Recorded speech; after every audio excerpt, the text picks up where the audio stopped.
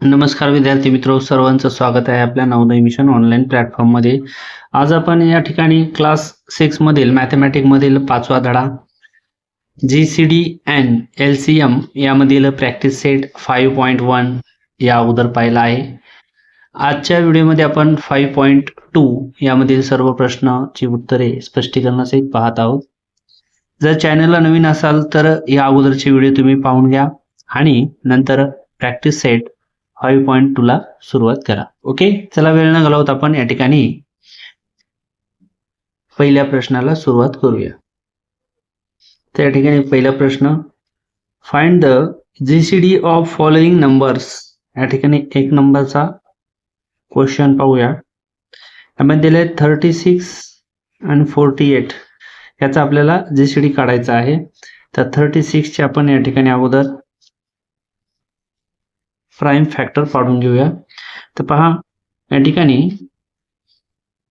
आपण लिहू शकतो 12 into 3. आता पहा 3 ही प्राइम नंबर आहे. 12 चे परत आपण या ठिकाणी काय करू, 4 into 3 आणि हे ॲज इट इज 3 ला 3. ओके, हे 3 आणि हे 3 प्राइम आहेत. याचे परत आपण काय 2 into 2 आणि हे ॲज इट इज. ओके, तर हे 36 चे काय झाले या ठिकाणी प्राइम फॅक्टर झाले. ओके, आता सेम 48 चे पण या ठिकाणी आपण प्राइम फॅक्टर काढून घेऊया.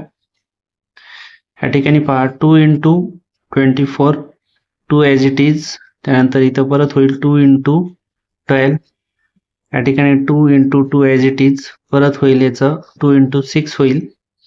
या ठिकाणी 2 into 2 into 2 into 2 into 3. तर पहा हे 48 चे हे प्राइम फॅक्टर झाले. ओके, इथपर्यंत सर्व लक्षात आलेले आहे.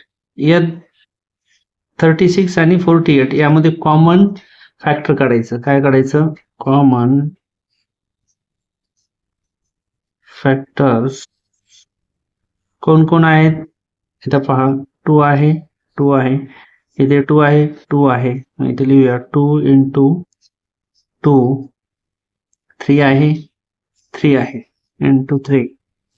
ओके, आणि यांचा करायचा या ठिकाणी मल्टिप्लाय. 2 into 2 4, 4 into 3 12. तर या ठिकाणी पहिल्या गणिताचा GCD असणार आहे 12.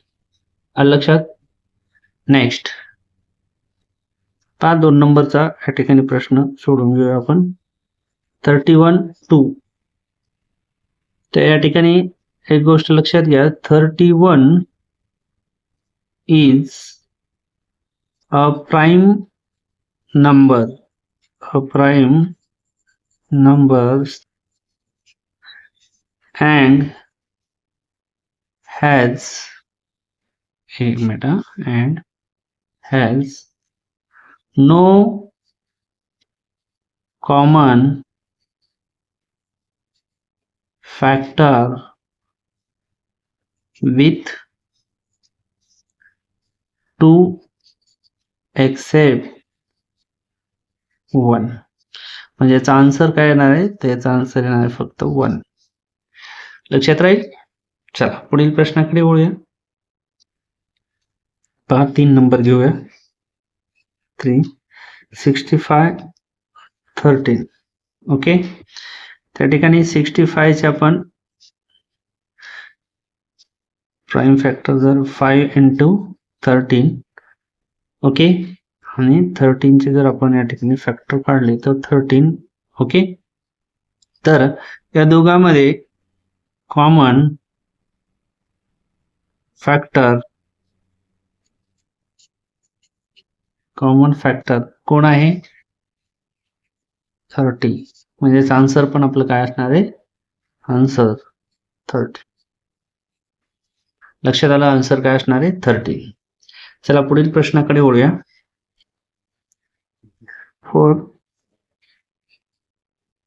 108 आणि 132. आता 108 चे आपण या ठिकाणी फॅक्टर पाडून घेऊया. 2 into 54. Okay, 2 as it is into 2 into 2 2 ज 4, 2 7 ज 14. ओके, नेक्स्ट 2 इंटू 2 हे 27 चे काय होईल 3 इंटू 9.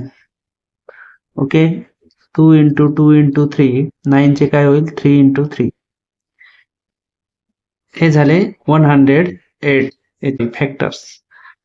आता आपण काय करूया 132 चे आपण या ठिकाणी फॅक्ट पाडून घेऊया. तर पहा या ठिकाणी 11 इंटू 12 11 इंटू 12 पुढे 11 ॲज इट इज 12चं काय होईल 3 इंटू 4 होईल. 11 इंटू 3 इंटू 2 इंटू 2 होईल. ओके तर हे या ठिकाणी हे झाले 132 चे फॅक्टर्स आणि हे झाले. या दोघांमध्ये आपल्याला काय करायचं आता कॉमन फॅक्टर काढायचं आहे. काय काढायचे तर common factors. Common factor common factor कोण असेल या ठिकाणी पहा इथे 3 आहे इथे 3 आहे इथे 2 आहे इथे 2 आहे इथे 2 आहे इथे 2 आहे. ओके लिहूया आपण 3 इंटू 2 इंटू 2 काय होईल 3 2 6 6 2 12. म्हणजे आन्सर काय असणार आहे आपल्या या प्रश्नाचं ते असणार आहे 12 असणार आहे 12. लक्षात आलं. चला पुढील प्रश्नाकडे वळूया. 5 यामध्ये 30 24 48 तीन दिलेले आधी 30 चे या ठिकाणी आपण करूया. काय होईल 2 इंटू 15 परत होईल 2 इंटू 5 इंटू 3. ओके आता 24 चे आपण या ठिकाणी काय होईल 2 इंटू 12 पुढे होईल 2 इंटू 6 होईल परत होईल 2 इंटू 2 आणि इथं होईल 3 इंटू 2. ओके हे दोन समजलं. त्यानंतर 48 चे या ठिकाणी काढतो मी.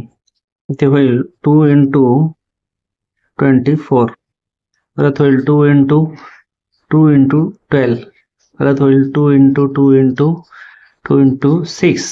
ओके त्यानंतर होईल 2 इंटू 2 इंटू 2 इंटू 3 2 6.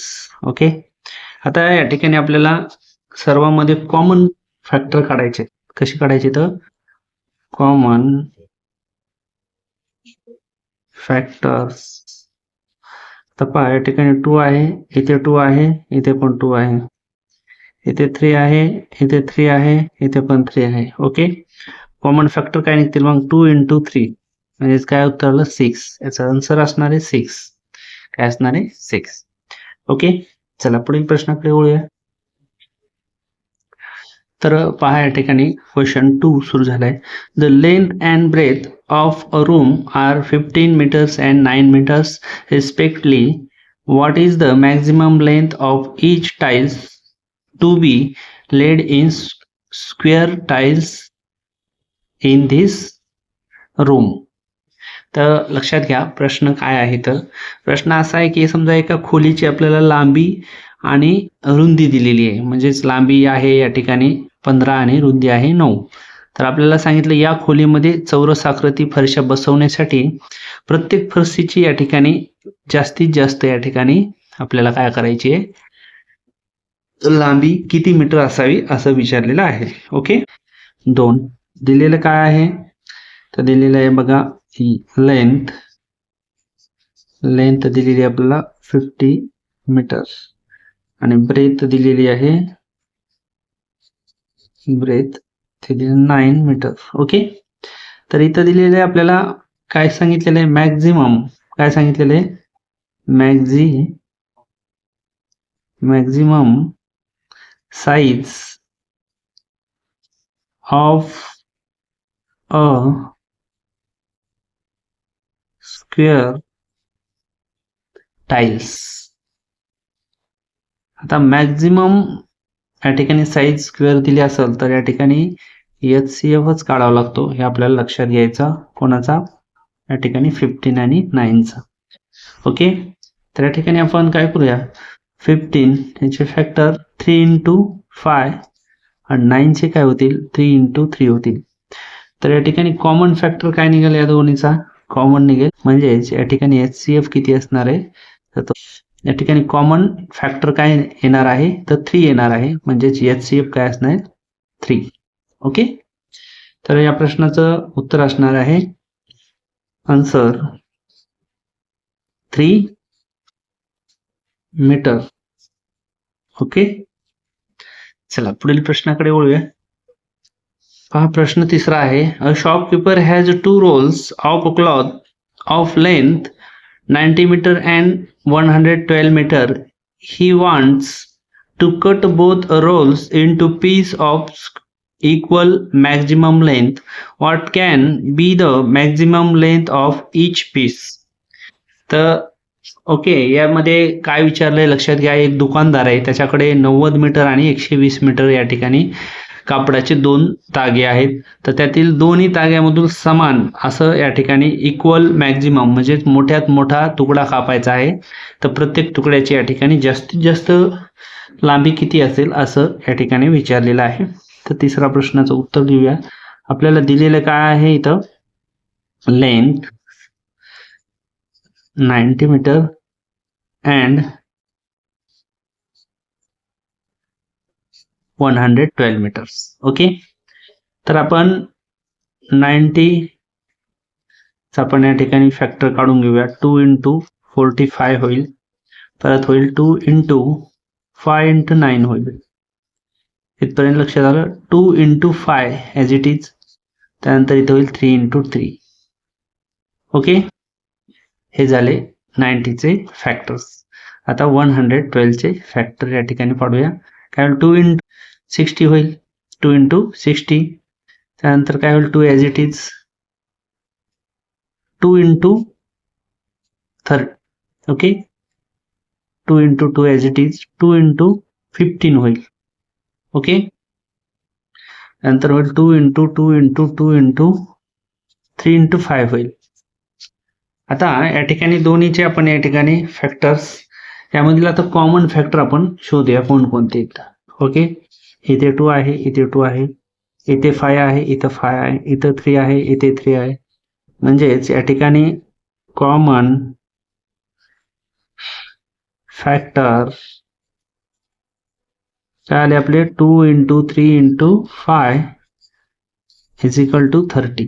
म्हणजेच आन्सर काय आलेलं आपलं, आन्सर आलेलं आहे answer 30 metres.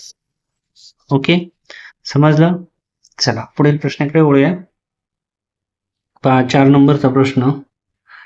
A garland seller has 48 red and 60 white roses. He wants to make a separate garlands of both types of flowers. If the number of flowers in each garlands it is same, then what is maximum number of flower in each garland? लक्ष द्या, एका हार विक्रेत्याने लाल व पांढऱ्या गुलाबांच्या फुलांची संख्या या ठिकाणी दिलेली 48 आणि 60 आहे. तर त्याला दोन्ही प्रकारच्या फुलाच्या या ठिकाणी स्वातंत्र्य माळा बनवायच्यात. तर जर त्याला प्रत्येक माळेत फुलांची संख्या या ठिकाणी सेम ठेवायची, तर प्रत्येक माळेत जास्तीत जास्त मॅक्झिमम किती फुलं लागतील असं हा प्रश्न आहे. तर या चौथ्याचं या ठिकाणी उत्तर आपण लिहित आहोत. तर या प्रश्नामध्ये सुरुवातीला काय दिलेलं आहे, तर रोज, रेड रोज दिलेले आहेत. रेड किती आहेत, 48, अँड व्हाईट किती येतं, तर व्हाईट आहे तर 60. आता 48चं या ठिकाणी आपण जर फॅक्टर काढत गेलो तर काय येईल, 2 into 24. ओके, त्यानंतर परत येईल 2 into 2 12, परत येईल 2 into 2 into 2 into 6 येईल. ओके, आणि शेवटी 2 into 2 into 2 into 2 into 3. Okay, तर सेम आपण 16चे या ठिकाणी पण फॅक्टर काढून घ्यायचे. तर 2 into 30 होईल, परत होईल 2 into 2 15, परत होईल 2 into 2 into 3 into 5. ओके, तर या ठिकाणी कॉमन फॅक्टर असणार आहेत, कॉमन 2 2 3 3. ओके, त्यानंतर परत 2 2. इथं आपण लिहू शकतो काय, common factor factors is equal to 2 into 2 into 3. काय होईल? 2 2 ज 4 4 3 ज 12. त्या ठिकाणी या प्रश्नाचं असणार आहे उत्तर 12 फ्लावर्स इन इच गार्लँड.